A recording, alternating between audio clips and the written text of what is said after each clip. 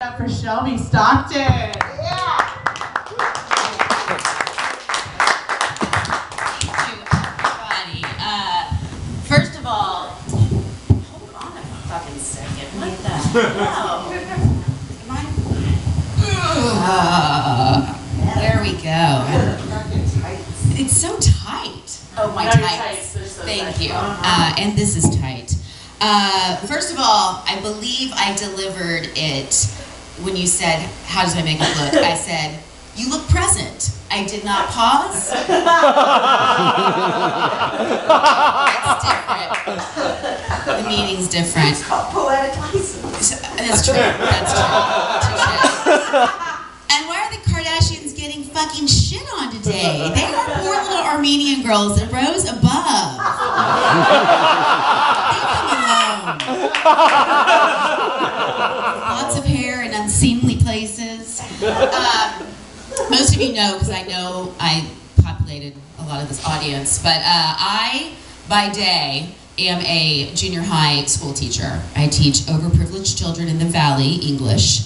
They already know the language, but they don't know how to write it, so that's my job.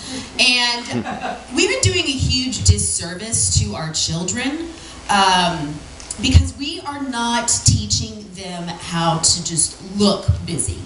You know, like, you finished your essay early. Fucking pretend like you're still doing your essay. Don't make me have to think of more work for you. You'll be happier, I'll be happier, everything will work out fine. It's the American way, just to look fucking busy. And I'm trying. I tell them all the time, like, Miss Dr. Kimmy, I go, don't ask me what you can do. If I don't see you doing it, and you do it quietly, you still get to do it. Don't worry, I'll do this, guys. I don't mean to tout myself, but I'm going to. I have a blog. It's called 30 Dates, 30 Blogs, and I'm making myself go on 30 dates with guys I would never go on a date with. And then I blog about it. And I was on this one website. I started with OkCupid, and then I felt like, you know, the girl that graduated from high school was still hanging out at the high school. I was like, I gotta go to a different site, like all the guys had seen me. So I went to this other site called Plenty of Fish. Okay, these are free sites. This is why I'm going to these sites. So plentyoffish.com. It is so ghetto. I mean, we're talking tats. Every guy's got a motorcycle in one of their pictures. Most of the education is either high school or some college. I don't think so. Some college. You're not fooling me, sir. And this... What is this? And there's this fad going on for a while. Like, a barrage of messages were coming towards me where men were asking if I needed a slave and if I wanted a slave. And I was like, fuck yeah, I want a slave. I have 45 7th grade essays I have to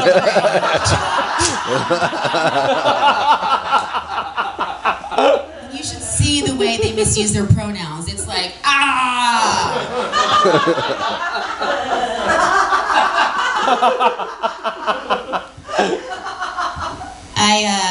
I love foreign dudes. I love foreign guys. I'm into them. And if they're hairy too, I'm like crazy. If a guy is foreign and hairy and his native tongue sounds like spitting, I want to crawl up on it.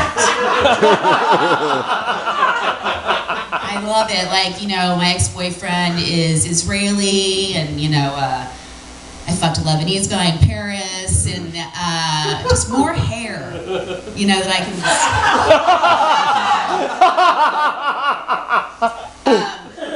I recently went out with this French guy.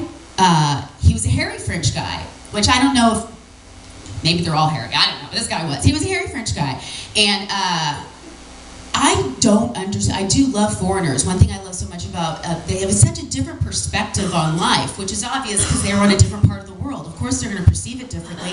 But the thing is I don't have that talent of really understanding some accents French being one.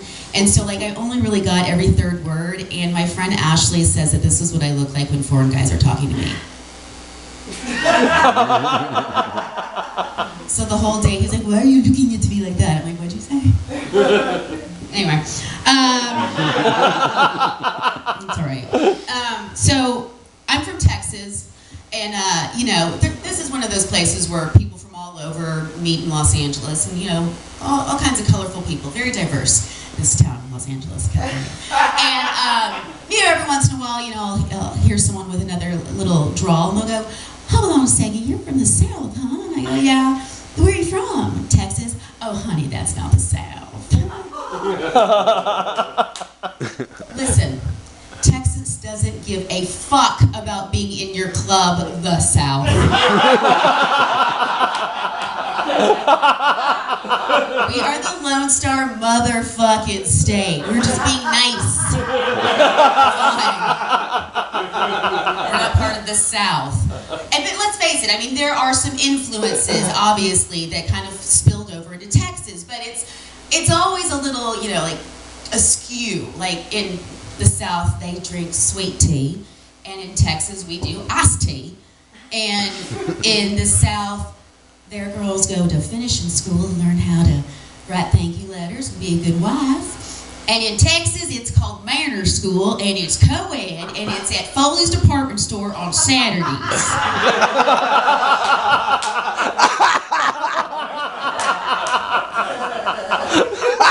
I'm a graduate.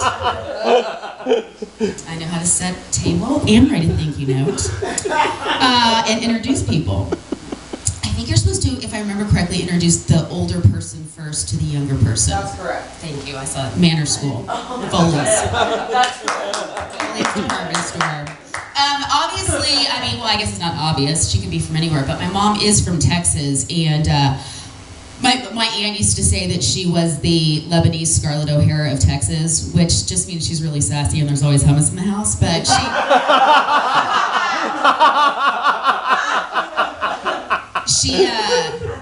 she thinks that I know, my mother needs to meet you. She thinks I know everything about Hollywood.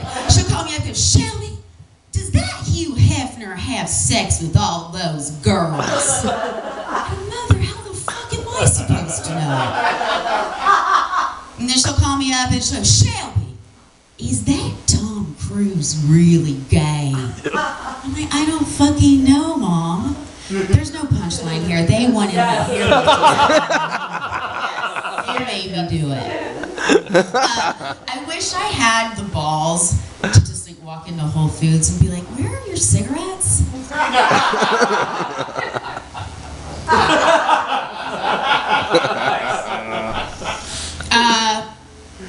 I don't like men who wear jewelry. I think it's effeminate. I think only women should wear jewelry. I know this is double standard. The only men that can get away with jewelry are rock stars and Israelis, and that is it. Okay, everybody else take it off. All right.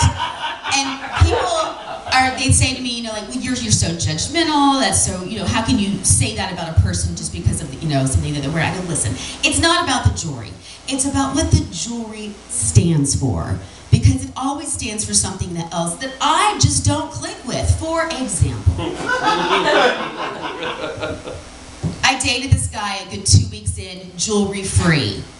Which is, if you wear fucking jewelry, wear it every goddamn day so we can figure this out. Jewelry free the first 2 weeks, and I just adored him. He was adorable. And then one day, we had slept together. And it was the next morning. I think she didn't have to hear that. But I walk out. Just bragging at this point. I walk out. On the coffee table, I notice, those leather cuffs. Which, by the way, is still a fucking bracelet. Okay, but with those leather cuffs, it's on my coffee table. And I see it, and I just keep walking. And then he comes around, and he's putting it on. And I say, hey.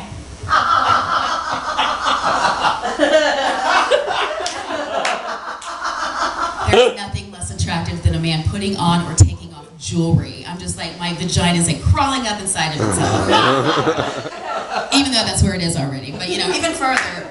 And I was like, I don't wanna, I was instantly turned off, and I told my roommate, I don't think I can do this. I don't think, she's like, you are so fucking shallow. This bullshit. I will sneak into your goddamn room the next time he's here and steal that goddamn cuff. You are not breaking up with this guy. He is good, and you need to deal with it. I was like, all right, maybe I'll figure this out. So, one day we were at sushi, we were sitting outside, and this homeless guy comes by, and he says, I'm sorry, I don't mean to be rude, and he goes, and yet you are!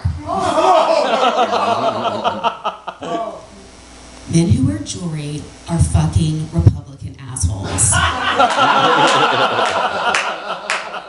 That's why we don't date guys who wear jewelry.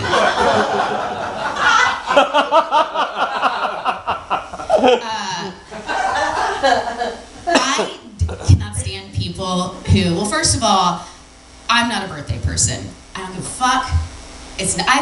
What's the big, we were gonna celebrate you just fucking staying alive, not getting killed as a celebration. It's not that fucking hard. You know, it's like dinosaurs are running around and we're like, shit, we made it again. You know, it's fucking Los Angeles. Meth heads can't die. And yet we're celebrating people's birthdays, and I don't like people who, you know, those people who are like, it's my birthday in 10 days, it's my birthday in 8 days. Have you written down your calendar when your birthday? Which dinner are you going to? I'm having dinners all week. Tell me how many you're gonna go to. I want free fucking meals for all fucking week. Which fucking one? I don't know a punchline for that either, I just wanted to try it. Thank you. I'm very excited because next week we're going on a field trip and we get to go to the Reagan Library. I go there every fucking year. And listen, if you want a military husband or grandparents, that's the place to be. And, you know, one thing before, when I had not gone there, they were like, there's an Air Force One inside the Ronald Reagan Library. And I was like, yes. I was so excited. I mean, to see what the president flies around in, you know it's going to be fucking badass. And then when I got there, I realized this is an 80s Air Force One. Like, the computers are like, you know, the screen and the hard drive are like all together in that weird rectangle, and the font is either green or orange in that same fucking font, you know, no Helvetica. It's like, you know. And then the phones are like rotary phones, and how do those work in planes? And you know, and then they had all these mannequins without any faces in military outfits, and I was like, you know what? Hold on a second. This is a set from Lost. All right, guys, I'm gonna end on that. So thank you very